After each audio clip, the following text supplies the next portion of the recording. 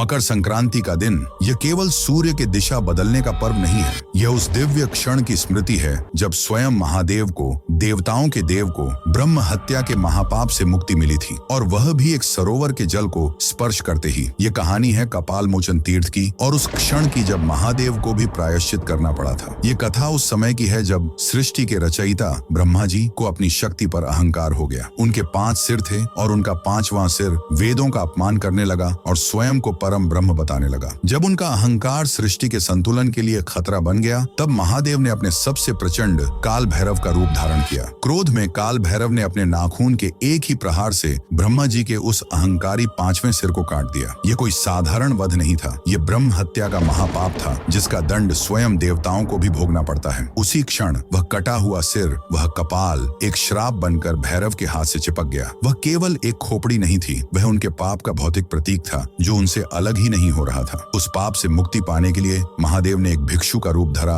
और त्रिलोक में भटकने लगे। उन्होंने हर पवित्र नदी में स्नान किया, हर परम तीर्थ में गए, पर वह कपाल, वह पाप का प्रतीक उनके हाथ से अलग नहीं हुआ। युगों तक भटकने के बाद वे अंत में इस स्थान पर पहुंचे। यह मकर संक्रांति का ही दिव्य दिन था जब सूर्य अपनी दिशा बदलते हैं और ब्रह्मांडीय ऊर्जा शुद्धिकरण के लिए सबसे अनुकूल होती है। उस दिन जैसे ही महादेव ने इस सरोवर के जल को स्पर्श किया, एक चमत्कार हुआ। वह कपाल जो युगों से उनके हाथ से चिपका था, अपने आप छूटकर जल में गिर गया और भस्म हो गया। उसी क्षण उन्हें ब्रह्म हत्या के पाप से मोचन मिला और यह स्थान कपाल मोचन कहलाया। यह पवित्र तीर्थ आज हरियाणा के यमुनानगर जिले में स्थित है। यह लीला संसार को यह सिखाने के लिए थी कि धर्म और कर्म का विधान इतना अटल है कि जब स्वयं महादेव भी उसे भंग करते हैं तो उन्हें भी उसका प्रायश्चित करना पड़ता है। कोई भी कर्म के नियम से परे नहीं है। उस महादेव के सम्मान में जिन्होंने धर्म का मान रखने के लिए स्वयं प्रायश्चित किया, कमेंट्स में हर हर महादेव अवश्य लिखें।